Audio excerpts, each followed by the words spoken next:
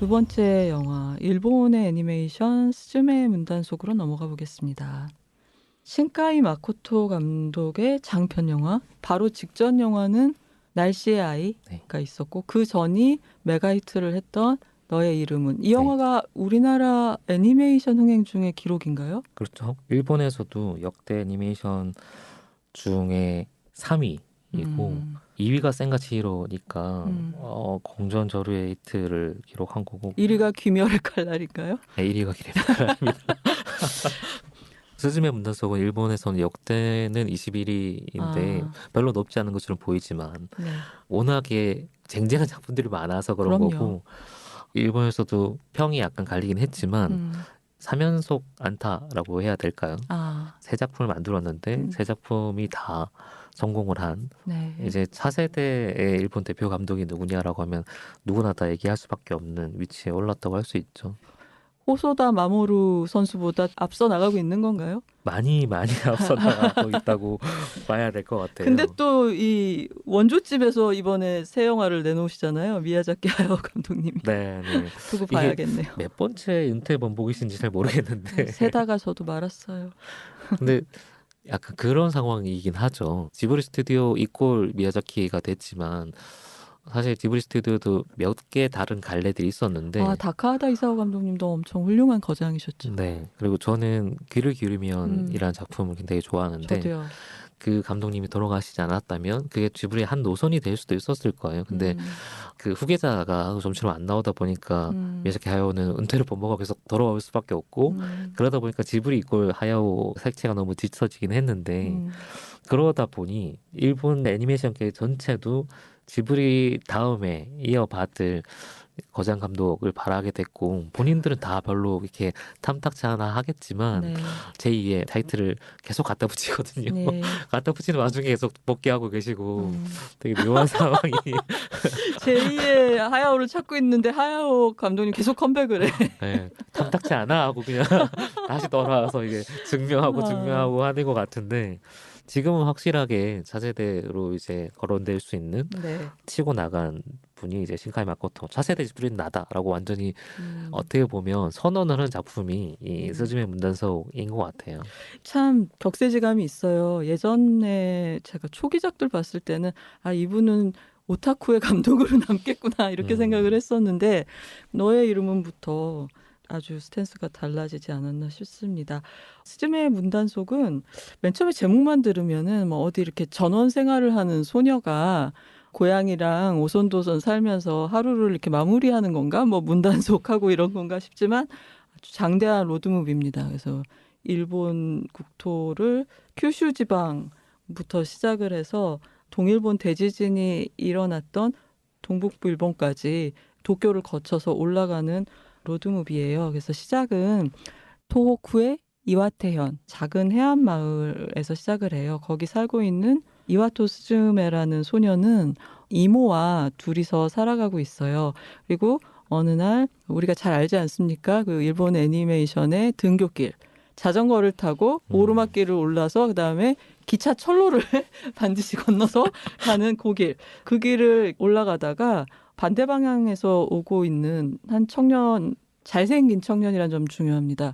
만나자마자 아름다워 이렇게 얘기하지 않았나요? 혼잣말로 네, 소녀가. 네. 근데 그 장발에 잘생긴 청년을 스쳐가는데 그 청년이 딱 물어보는 말이 범상치 않은 거죠.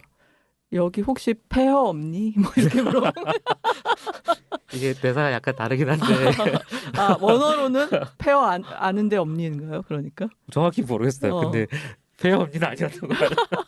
뜻은 맞아요. 뜻은 어. 맞는데. 아니, 맞잖아요. 폐허. 네, 네. 근데 너무 그렇게 얘기하니까 중이병처럼 들리네요. 근데 지금은 문 닫은 온천이 있는 거예요.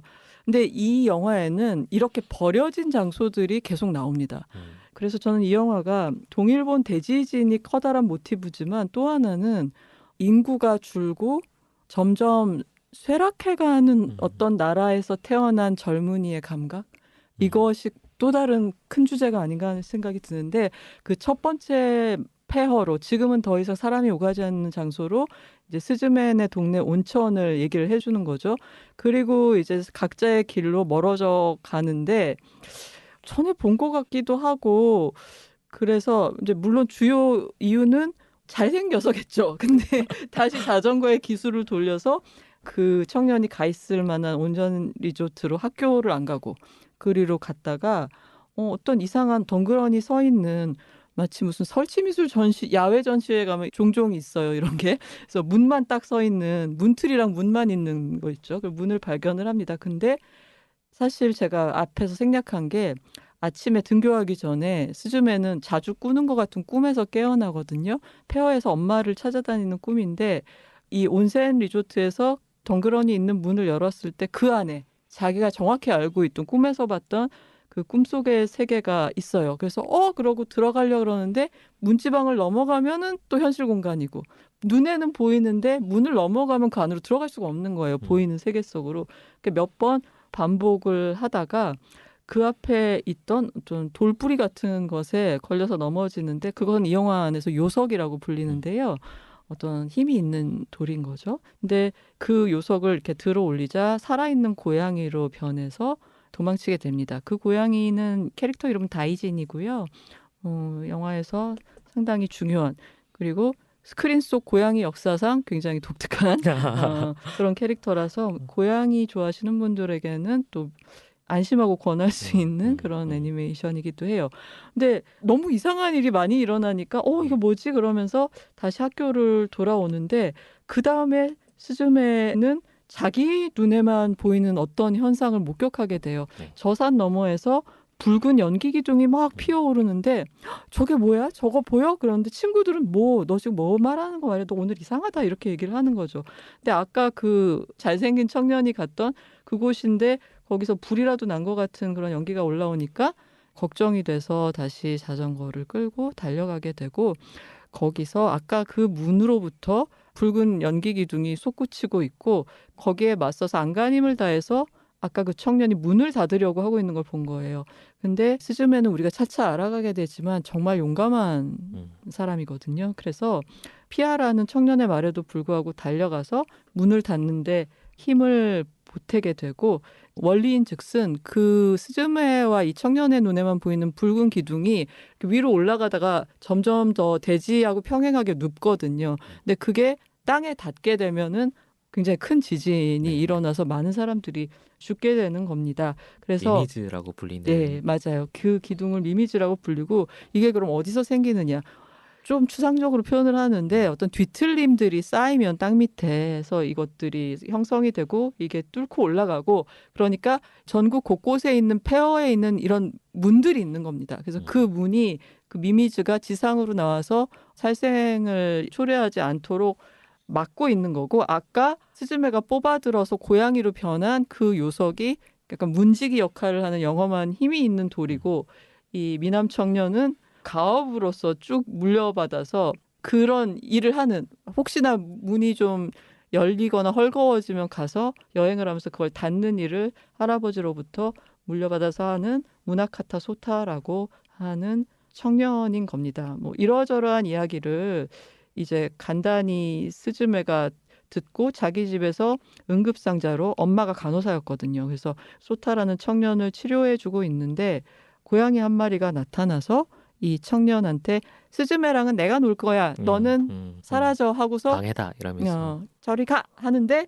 그 순간 의자로 변하게 됩니다. 이 청년이. 저주에 걸리는 거죠. 근데 의자로 변한다. 없던 의자가 생긴 건 아니고요. 이 의자도 중요한데 스즈메 어머니가 사라지기 전에 실종되기 전에 어린 스즈메한테 생일 선물로 직접 목공을 해서 만들어준 의자고 지금은 다리 하나가 부러져서 3개 다리만 남아있는 의자가 원래 집에 있었어요, 방에. 근데 그 의자 속으로 소타의 영혼이 들어가서 그게 이 소타의 몸이 의자가 돼버린 거죠.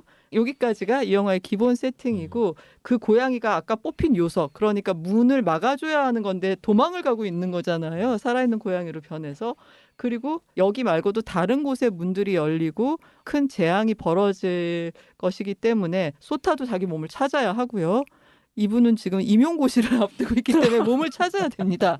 4년간 준비를 해왔는데 나중에 밝혀지죠. 의자가 네. 돼버리니까. 근데 소타가 그런 또 이기적인 얘기는 하지 않는 참 요즘 보기 드문 청년. 이렇게 해서 그 고양이를 꼭 잡아서 몸을 돌려받고 다시 문을 단속을 하기 위해서 스즈메와 의자 모습을 한 소타는 아까 말씀드린 대로 일본 왼쪽 남쪽에서 오른쪽 북쪽으로 몇 군데의 그런 유원지, 폐교 이런 것들에 들러서 비슷한 유형의 남들은 알아주지 않지만 지구를 구하는 네. 그런 여행을 하게 되고 그 길에서 친절한 사람들을 만나서 또 도움을 얻게 됩니다. 그리고 마지막에 가면은 이게 참 어떻게 보면 스즈메의 문단속 되게 교과서적인 구조예요. 네, 그렇게 해서 우리 팀을 형성하고 있는 사람들조차 이제 서로 헤어져서 각자가 뭔가 큰 싸움을 감당해야 하는 일이 생기고 자 여기서 또 뭐가 나와야 할까요? 희생의 모티브 이런 것들이 등장하게 되겠죠. 그래서 로드무비의 형식을 취하고 그 종착지는 지금 현재 스즈메가 살고 있는 곳은 스즈메가 엄마를 잃어버린 곳과 다른 지역이거든요. 엄마가 죽었을지도 모르는 그런 재앙을 겪은 곳은 우리 모두가 알고 있는 3.11 대지진이 일어났던 토호쿠의 이와테현입니다. 그래서 이승의 이면에 있는 기묘한 이야기 생각도 나더라고요. 이면에 붙어있는 세계. 그 세계로 들어갈 수 있는 문이 사람마다 딱 하나가 있다고 하는데 이제 그 문을 찾아서 멀리 오래전에 떠나오고 소개됐던 엄마와 살았던 집이 있는 곳으로 이 인물들 일행이 가게 됩니다. 이거는 제가 양껏 하면 몇 시간 동안 따를 수 있을 것 같은데 그건 좀 삼가해 주세요. 네, 신카이 마코토 얘기를 좀 하지 않을 수가 없는데 네. 사실 너의 이름은 공전의 히트작이잖아요. 네. 그런 분한테 대중적이지 않다 얘기하기가 좀 그렇긴 하지만 이번 영화가 가장 대중적으로 계산된 메시지도 훨씬 더 선명해지고 네. 감동 포인트도 분명해지고 감정을 이끌어가는 지점도 명확해지고 오마주라고 할 수 있는데 여러 가지 요소들도 많이 섞여 있고 말 그대로 잘 기획된 영화예요.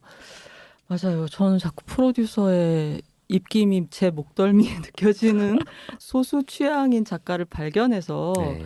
잘 다듬어서 굉장한 히트작을 만들어내는 프로듀싱이 있구나 이런 네, 생각을 네. 했는데 뭐 거기다 라또윈푸스 막 붙이고 그렇죠, 뭐 그렇죠. 붙이고 이렇게 해서 너의 이름만 해도 사실 냉정하게 얘기하면 그 작품 자체가 그렇게까지 대중적인 톤은 아니거든요. 그래요. 오히려 감독의 색깔이 훨씬 더 많이 드러나기도 하고 원래 신가이 마코토가 뭐로 유명했냐면 1인 작업 혼자 다 하는 네. 이게 어떻게 보면 애니메이션 아니면 영화 감독 다 포함해서 이상적인 작업이잖아요. 네. 혼자 다 그러니까 근데 정말 너무 오래 걸리잖아요. 특히 근데. 애니메이션 오래 걸리니까 그 기반을 두고 있던 사람이 점점 이제 집단 작업을 하는 쪽으로 왔는데 첫 번째 장편이 이제 별을 쫓는 아이라는 작품이었는데 요때 보면 신가이 마코토의 건드릴 수 없는 개성과 그리고 애매한 기획이 합쳐졌을 때 나오는 어정쩡한 결과물. 그게 사실 별을 쫓는 아이 같은 것만 해도 명백히 지브리를 의식하고 만든 작품이에요. 아, 뭐 그래요? 그게 오마주일 수도 있고 기획 단계에서 이런 좀 틀을 구상을 한 것 같아요. 근데 신가이 마코토가 가지고 있는 원래 좀 본인의 특질 같은 게 있거든요. 그게 제일 잘 드러난 작품이 언어의 정원 같은 거라고 생각을 하는데 그게 본인이 할 수 있는 맥시멈의 가장 자기 색깔을 잘 드러내는 한 40분, 50분 정도의 작품이었고 거기서 이제 점점 대중적인 코드들을 좀 맞춰가려고 네. 하다가 너의 이름은 같은 게 이제 대박이 난 건데 프로듀서가 바뀌었어요 그 사이에? 너의 이름은 이제 그때부터 같이 한 거죠. 아 어쩐지. 좀 과장해서 얘기한다고 하면 너의 이름부터 날씨아이 이번 작품까지 동일본 3부작이라고 부를 수도 있을 것 같고 재난에 관한 얘기들을 계속 해요. 네. 그 세계관이 연결되진 않았지만 이번 작품에도 앞선 두 편에 대한 특정 장소라든지 네. 작화라든지 뭐 이런 것들이 들어가 있긴 하거든요. 뭐 이미지적이든 느낌적으로 많이 좀 사용해 오는 건 거죠. 이번 작품은 좋은 의미든 나쁜 의미든 그런 오마주들이 엄청 많이 들어가 있는 작품이고 무엇에 대한 오마주인가요? 과거 작품들에 대한 본인 작품도 있고 대표적으로 지브리 작품들이 그냥 딱 보자마자 그 남자 주인공 소타 보면서 바로 하울이 하울. 생각이 나고 이미지 같은 이런 재앙의 형태 같은 거 보면 원령공주의 그 산신이 분노했을 때 나오는 형태 네. 같은 거 있잖아요. 다이다라 보치라고 불리는 그 이미지랑 거의 흡사해요. 네. 좀 더 유사한 이미지를 탄다고 하면 신세계 에반게리온 같은 음. 것도 얘기할 수 있는데 사실 신세계 에반게리온 자체가 오마주의 덩어리이기 때문에 아, 그거는 원전이라고 하기 좀 저는 그렇고 그거 생각됐어요. 외계 플러스인 일부에 네. 외계인들만 숨 쉴 수 있는 붉은 가스인가? 그런 거 퍼뜨리잖아요. 네네네. 약간 이미지가 그거랑 비슷한데? 그런 생각도 했어요. 그래서 이 작품들 좀 찾아보니까 가오마 겐키 프로듀서가 계속 같이 하고 있고 음, 그리고 레드원푸스가 음악을 계속 같이 하고 있어요. 네. 계속 그 톤으로 같이 가고 있는 건 있는데 뭐 주제가만 불렀죠? 근데 라도윈푸스는. 그렇죠. 근데 네. 너의 이름은부터 해서 사운드 특히 음악이 되게 중요하게 음, 작동하는 음, 연출자 중에 한 명이고 사실 이전에 일본 애니메이션이 음악 쓰는 방식이랑 확연히 다른 음, 뮤직비디오처럼 가사가 네. 많은 스토리 라인을 해결해주고 중간에 실제 뮤직비디오를 그냥 삽입해버리는 식의 연출이잖아요. 근데 TV는 그렇게 했었잖아요. 네, TV 네, 아니메들이 네. 하던 방식 그렇죠, 아닌가요? 그렇죠. 네, 극장판에서 얘기가 전개되고 있는 중간에 그런 것들을 과감하게 삽입하기도 그랬어요. 하고 맞아요. 음악을 굉장히 중요하게 활용하는 거죠. 너의 이름부터 계속 꾸준히 같이 가고 있고 가오무라 겐키 프로듀서도 일정의 방향성을 가지고 재난 서사에 관한 것들을 계속 같이 하고 있는 것 같고 음, 근데 너의 이름은부터 좀 비교해 보면 너의 이름은만 해도 각본 원작 촬영 편집까지 신가이 마코토가 했어요. 네. 근데 그 다음 작품이 날짜이 되면 촬영은 하지 않고 편집까지만 내가 각본 원작 편집 이번에는 각본 원작만 했거든요. 촬영 편집은 음, 따로 안 했고 음, 요게 뭐 좀 의미하는 바가 있는 것 같아요. 점점 이제 어느 정도는 대중적인 호흡이나 전체 네. 기획에서 움직이는 것들을 많이 받아들이고 있고 빨리 나와. 차기차기. 빨리 나오기도 하죠. 속도도 있지만 네. 대중 영화의 가장 큰 틀은 어쨌든 기획이잖아요. 그 틀에 어느 정도는 맞춰주고 있다, 따라가고 있다라는 걸 좀 음, 보여주고 있고 동시에 자기가 포기하지 않는 코드들은 있는 것 같아요. 네. 절대 안 바뀌는 것들이 있거든요. 뭔가요? 뭐 이거를 굳이 지브리랑 좀 비교하면 한 네 가지 정도 카드로 제가 좀 정리를 해봤는데 음, 일단은 이번 작품에는 좀 많이 변한 것 중에 하나가 액션 연출이 엄청 많아요. 음, 전작들에 비해서 전작도 그렇게 적은 편은 아니긴 하지만 실제로 액션 스텝들이 엄청 많이 투입이 됐더라고요. 그 신카이 네. 마코토 작품 중에도 작화가 원래 본인이 하는 거랑 조금 다른 방향을 음, 과감하게 받아들인 거기도 하고 미즈키 하야오의 여러 가지 특질 중에 있지만 그냥 제가 나름대로 정리했던 것 중에 하나가 첫 번째는 이제 아나키스트적인 주제가 있잖아요. 음, 그게 작화의 코드로 한다면 약간 바람이라고 할 수 음, 있을 것 같고 그리고 늘 숲이 나오는데 기본적으로 같이 가는 생태주의에 그렇죠. 대한 동경이 있고 그리고 이거는 주제에 해당할 수도 있지만 원래 지브리 스튜디오 출발도 그랬고 비행기에 대한 동경이 있잖아요. 아, 어떤 그쵸. 식이든 메카, 비행기, 붉은 하늘 돼지. 그러니까 하늘이 늘 나오는 거. 음, 그리고 작가에서 제일 중요한 것 중에 하나는 물. 음, 물을 그리는 방식. 음. 물이 일종의 생명력일 수도 있고, 포뇨. 그렇죠. 대표적인 게 포뇨인 네. 거죠. 네, 그 정도로 이제 요약을 할 수 있을 것 같아요. 생태주의 아나키스트, 하늘, 물, 뭐 이런 거 특징들을 잡을 수 있는데, 그렇게 잡는다고 하면 시카이 마코토도 대략 네 가지 정도의 특징으로 정리할 수 있을 것 같아요. 일단은 기본적으로는 이 분이 꽂혀 있는 거는 애정, 연인 관계. 그렇죠. 그래서 로맨스. 붉은 실이라고 하는 음, 어떻게 해도 기승전 그쪽으로 수렴이 되는 얘기예요. 네. 사실 이번 작품만 해도 사실은 다른 방향으로 갈 수 있는 것들이 되게 많거든요. 예. 제일 재밌는 아이디어 중에 하나가 그 미미즈라고 하는 사실 일본의 전설이나 아니면 신화 같은 거에서 어떤 착안을 해온 거니까 음, 그것만 해도 이제 지브리 같은 야심이 있는 건 거죠. 네. 그렇게 착안해와서 왜 지진이 일어날까를 미미즈라는 걸로 해결을 하고 결국 그거를 봉인을 할 때 그 땅에 살고 있는 사람들의 목소리를 듣는 음, 기억이나 남겨진 소망이나 음, 뭐 그런 것들 듣는 그런 설정들을 깔아놨단 말이에요. 이 설정이 네. 되게 재밌어요. 좋은 설정이죠. 네, 이거를 메인으로 삼을 수도 있거든요. 근데 음. 작품을 보다 보면 그건 이제 설정과 뒤로 곁다리고 갔어요. 결국은 어, 해결해 주는 거는 두 어, 사람의 끈끈한 관계인 것 같고 이게 그럴 수밖에 없는 것 중에 하나가 너의 이름 얘기 잠깐 다시 돌아가서 네. 얘기하면 너의 이름이 그렇게까지 공전의 히트를 기록했던 이유는 뭐 국내에서 잘 된 이유는 이 설명으로 해결은 안 되지만 이게 일종의 시대 정신을 반영하는 것이 있다고 저는 생각하거든요. 음, 감독이 이걸 해야겠다라고 메시지를 넣는 거랑 별개로 그 작품이 취하고 있는 태도가 지금 일본 젊은 세대들을 반영하는 부분이 있어요. 그게 신세계 에반게리온부터 시작됐던 오타쿠의 세계관들 혹은 혼자 나에 대한 얘기들 하는 그 맥락에서 이거 거의 끝자락에 가 있는 게 한 명은 안노 히데아키고 한 명은 저는 신카이 마코토라고 봐요. 그러니까 결국은 우주가 망하든 뭘 하든 뭐 완전 광년을 초월해서 연결되든 결국 두 사람 얘기예요. 두 사람 얘기가 모든 게 해결하는 방식으로 네, 네. 가는 게 핵심 중에 하나. 그거는 여전히 이번에도 버리지 않고 있고 그리고 두 번째는 어딘가로 가는 얘기예요. 네. 로드무비의 형식들을 취하고 있고 서사적으로는 세 번째는 미야자키의 작화에 물이 있다고 하면 신카이 마코토 작화하는 빛이 있죠. 네. 빛을 활용하는 방식들 별, 뭐, 그렇죠. 오로라. 물도 활용하죠. 그 이번에도 물을 계속 나오는데 지브리의 물이 약간 점액질 같은 느낌이라고 하면 신카이 마코토의 물은 이게 산란하는 이게 빛의 화려함을 보여줄 수 있는 그래서 무지개로 표현되는 빛의 작화들이 있고 네, 저는 이 색감이 제 취향은 아니에요. 파랑 보라 특유의 그 있잖아요. 네네네.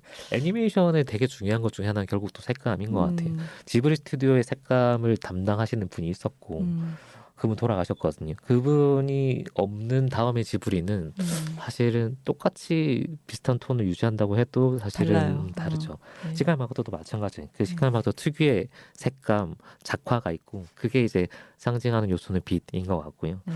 좀 이제 과장 확대 해석 좋아하니까 한다고 하면 그 빛이 주는 어떤 느낌이 일종의 판타지잖아요. 네. 기본적으로는 판타지 저편에 있는 무언가를 그려요. 근데 음, 또 한편으로는 굉장한 리얼리스트죠. 그렇죠. 똑같이 실사 배경을 한다고 해도 지브리랑 적용하는 방식이 달라요. 지브리도 사실은 있는 데를 묘사해서 작화하거든요. 그거를 그대로 해서 이제 실제 사실처럼 그리는. 근데 기준이 되는 현실이 오히려 신카이 마코토는 보면 진짜 평범한 집의 평범한 아이 네, 거기서 네, 출발을 하는 거고 네.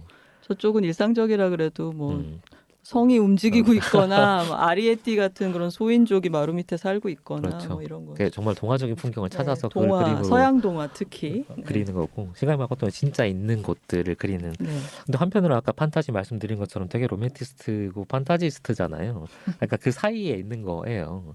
실제를 그리되 또 그 담아내고 있는 방식은 매우 환상적인 것들을 그리고 있고 그러다 보니까 이 동일본 대지진이라고 하는 네. 소재가 양쪽에서 어떤 힘을 발휘하고 있는 것 같아요. 그게 감독이 그런 메시지를 담든 안 담든.